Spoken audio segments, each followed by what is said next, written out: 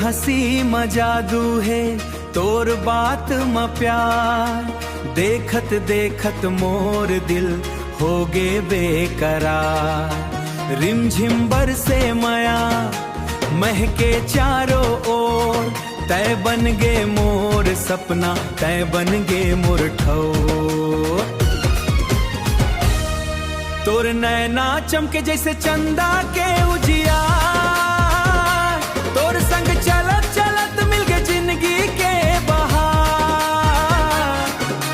धान के खेत में हुआ डार संग उड़ते पंछी, तोर माया में खो गए हाँ, बन गए मोर संगी, बन गए मोर संगी।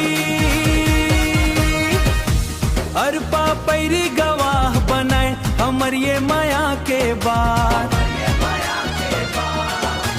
जन्म जन्म तक निभाबो धर तोर हाथ। सुरता म तोर चेहरा, सपना म तोर नाम, तय बिन सुना लागे मोला ये मोर गाँव।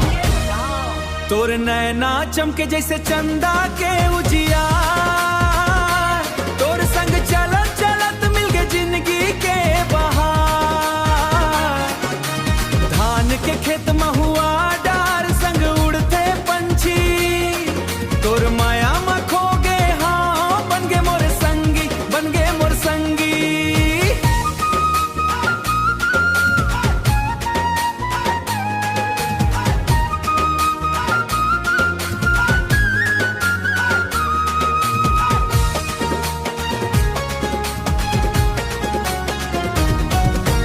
तोर संग हंसना गाना